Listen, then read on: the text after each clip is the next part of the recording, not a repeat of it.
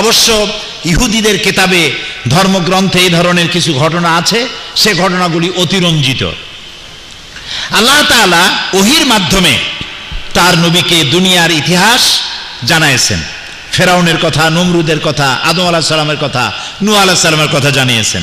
যেমন সূরা হুদ 49 নম্বর আয়াত আল্লাহ তাআলা বলছেন, তিলকা মিন আম্বাইল গায়বি নূহিহা ইলাইকা মা কুনতা তা'লামুহা আনতা ওয়ালা কওমুকা মিন ক্বাবলি হাযা।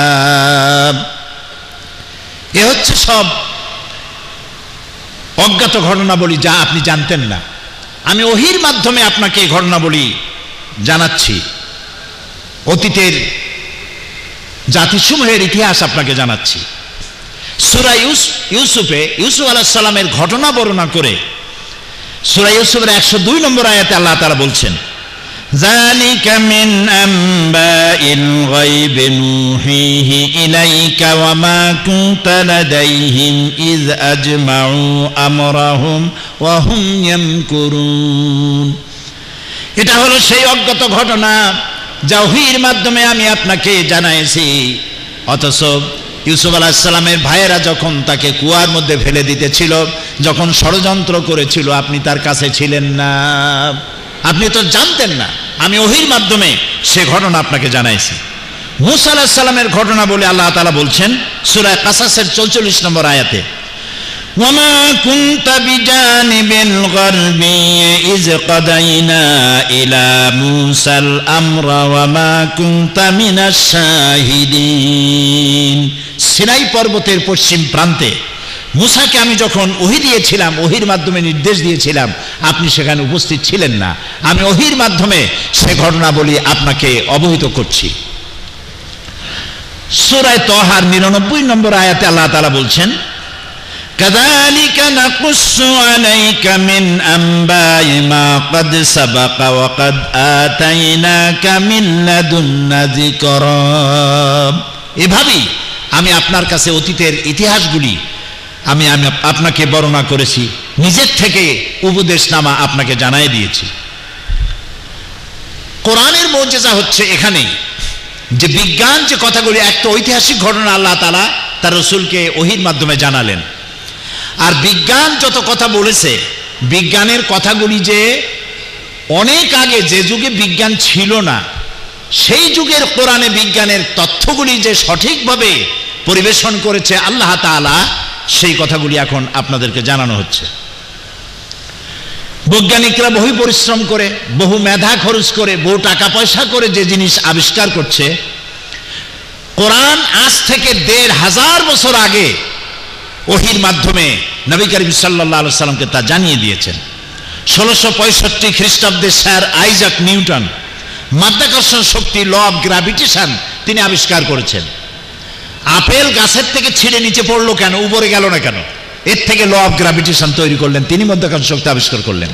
কিন্তু এটা হলো ১৬৬৫ খ্রিস্টাব্দের কথা, কিন্তু আজ থেকে ১৫০০ বছর আগে আল্লাহ তাআলা মাধ্যাকর্ষণ শক্তির কথা তার নবীকে জানায় দিচ্ছেন। সূরা আল ফাতির ৪১ নম্বর আয়াত আল্লাহ তাআলা বলছেন, ইন্নাল্লাহা ইউমসিকুস সামাওয়াতি ওয়াল আরদা আন তাজুলা। নিশ্চয়ই আল্লাহ তাআলা নবমণ্ডল এবং ভূমণ্ডল কেমন ভাবে ধারণ করে রেখেছেন, যা একের থেকে আর একটা বিচ্ছিন্ন হয়ে যেতে পারে না। একটি গ্রহ থেকে আর একটা গ্রহ, একটা উপগ্রহ থেকে আর একটা উপগ্রহ যাতে বিচ্ছিন্ন হয়ে না যেতে পারে, সেই জন্য আল্লাহ রাব্বুল আলামিন মাধ্যাকর্ষণ শক্তিকে সৃষ্টি করেছেন। এই মাধ্যাকর্ষণ শক্তির কথা কোরআনে কারীম আজ থেকে ১৫০০ আগে বলেছে।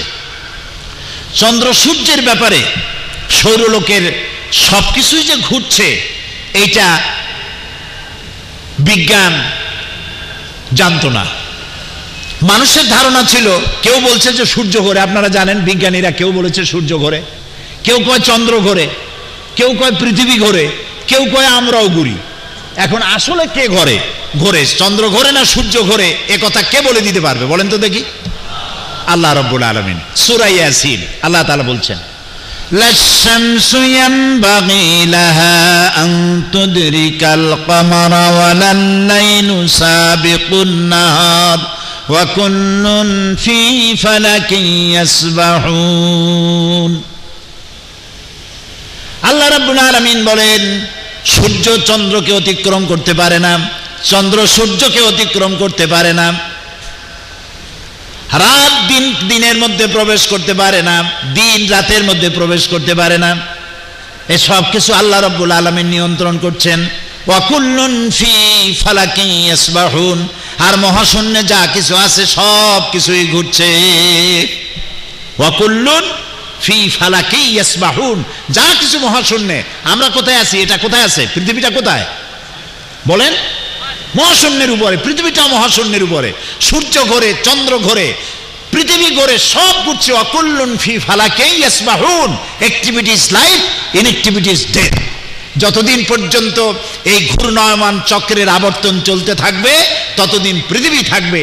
আর যখন এই অ্যাক্টিভিটিস বন্ধ হয়ে যাবে তখন প্রচণ্ড এক আঘাতে লণ্ডভণ্ড হয়ে গিয়ে পৃথিবীতে কিয়ামত অনুষ্ঠিত হয়ে যাবে। কাজেই এই কথা আজকে পৃথিবীর বিজ্ঞানীরা বলছে, কিন্তু 1400 বছর আগে আল্লাহ রাব্বুল আলামিন একথা তার নবীর মাধ্যমে জানিয়ে দিয়েছেন। বিজ্ঞান বলছে, দ্য ইউনিভার্স অ্যান্ড আইনস্টাইন গ্রন্থে বলা হয়েছে, সূর্য ধীরে ধীরে নিশ্চিত তার আলো হারিয়ে ফেলবে এবং তারকাদের অনেকেই এখন পোড়া কয়লার মতো, তারকাগুলি পোড়া কয়লার মতো, আর সূর্য তার আলো হারিয়ে ফেলবে। এ কথা বলতেছে বিজ্ঞান। এখন ধরেন এখন থেকে কয়েক বছর আগে বা 100 বছর আগে বলতেছে। যেই যুগে বিজ্ঞানের কিছু নাই সেই যুগে আল্লাহ তাআলা তার নবীর কাছে কোরআন পাঠায় দিয়া সূর্যে যে আলো থাকবে না এই কথা 1500 বছর আগে রাসূলুল্লাহকে জানায় দেওয়া হয়েছে। সুবহানাল্লাহ বলেন। আল্লাহ তাআলা বলেন সূরা কিয়ামার 6 থেকে 9 নম্বর আয়াতে আল্লাহ তাআলা বলছেন, ইয়াসআলু আইয়ানা ইয়াউমুল কিয়ামা ফাইযা বারিকাল বাসার ওয়া খাসাফাল কামার ওয়া জুমিআশ শামসু ওয়াল কামার। এরা রাসূলের কাছে জিজ্ঞেস করে যে কিয়ামত কবে হবে? আপনি বলে দিন, কিয়ামত হবে যেদিন দৃষ্টিশক্তি ঝলসে যাবে মানুষের, চন্দ্র এবং সূর্য তার আলো হারিয়ে ফেলবে। সুবহানাল্লাহ। বিজ্ঞান বলছে আজ, আর 1500 বছর আগে নবী করিম সাল্লাল্লাহু আলাইহি সাল্লামের মুখে আল্লাহ তাআলা জানাই দিচ্ছেন যে চন্দ্র এবং সূর্যের আলো থাকবে না, আলো হারিয়ে ফেলবে। সূরা আত-তাকবীরের 1 থেকে 3 নম্বর আয়াতে আল্লাহ বলছেন, ইজাশ শামসু কুওয়ারাত ওয়া ইযান নুজুম কাদারাত ওয়া ইযাল জিবালু সুজ্জিরাত। যেদিন সূর্যে কোনো আলো থাকবে না, নক্ষত্রগুলি স্থানচ্যুত হবে আর পাহাড়গুলো সরে যাবে, পাহাড়গুলো তার জায়গায় থাকবে না। চন্দ্র আলো হারিয়ে ফেলবে, সূর্যে আলো থাকবে না, তারকাগুলি বিক্ষিপ্ত হয়ে যাবে।